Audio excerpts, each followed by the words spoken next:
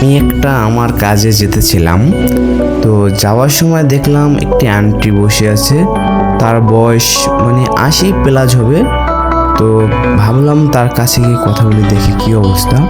তো তাকে আমি সালাম দিয়ে যখন তার সাথে কথা বলতেছিলাম, তো জিজ্ঞেস করলাম, আপনি এত রাতে কোথা থেকে আসলেন? তখন মিনিমাম রাত 11টা 11:30 মতো বাজে, যতটা মনে হয়, না হলেও 11টার কাছাকাছি হবে। তো যখন কথা বলতেছিলাম তখন ওনাকে জিজ্ঞেস করলাম, এত রাতে কোথায় যাচ্ছেন আপনি?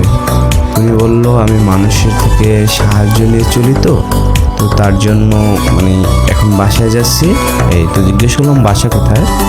বললো যে ওনার বাসা ত্রিমোহনীর দিকে। ত্রিমোহনীর এই জায়গায় একটা রোড আছে, মাস্টার বাড়ি রোড বলে রোডটার নাম। তো ওই জায়গার কথা বললো। তো জিজ্ঞেস করলাম যে ওনার ছেলে মেয়ে আছে কিনা। বললো, আমার কোনো ছেলে নেই, আমার একটা মেয়ে আছে।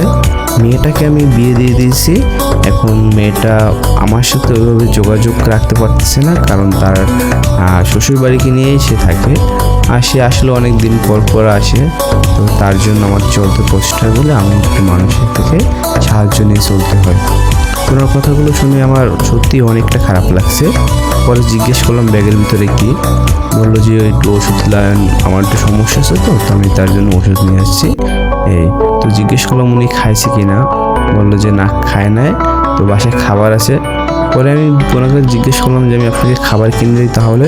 উনি বললো যে না, আমার খাবার কিনে দিতে হবে না, বাসায় যা আছে তা দিয়ে চলবে, হয়তো আমাকে আপনি পারলে কিছু টাকা দেন। পরে যদিও আমি ওনাকে টাকা দিয়েছি, ঠিক আছে, কিন্তু আমার কথা হলো, ওনার মধ্যে একটা বয়স্ক মানুষ কেন কাজ করবে? তো পেটের দায়ে মানুষ কত কি করতে পারে। পেটের দায়ে সে রাত 11টা 11:30 পর্যন্ত কাজ করে। তো তার যদি একটা ছেলে থাকতো ভালো, বা যদি তার পাশে কোনো মেয়ে থাকতো, তাহলে তুমি অবশ্যই দেখতো। তো এখন আমাদের প্রত্যেকটা মানুষেরই উচিত তাদের মতো মানুষদের পাশে দাঁড়ানো।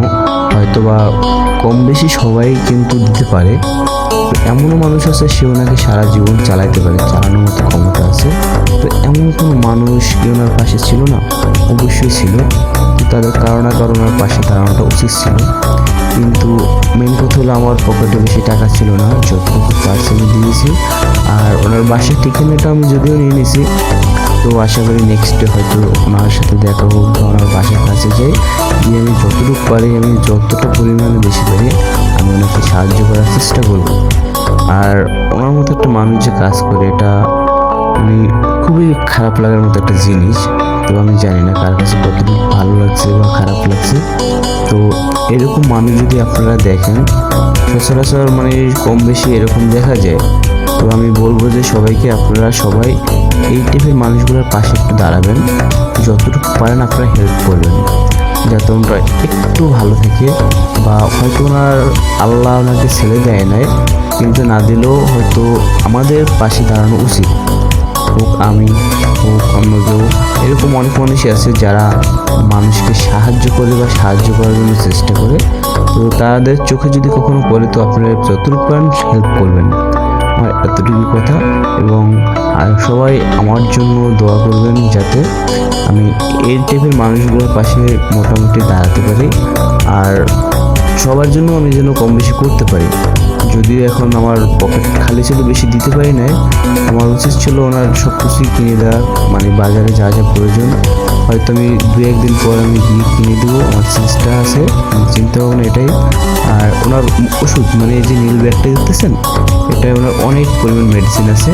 তো মেডিসিন হয়তো আজকে কিনছেন, আগের ছিল তো আমি জানি না। ওনাকে মেডিসিনও 12 টাকার মেডিসিন কিনতে হয়। তো নেক্সট ওনার মেডিসিন বাজার যা যা লাগে আশা করি এগুলো দেওয়ার চেষ্টা করবো। তো তারপর কতটুকু দিতে পারি জানি না। তো সবাই দোয়া করবেন যেন ওনাকে যতটুকু পারি দিতে পারি। ওনার মতো একটা মানুষকে দেখে মায়া না লাগার কোনো কারণ আছে বলেন তো? দেখেন, ওনার বয়স কত হতে পারে?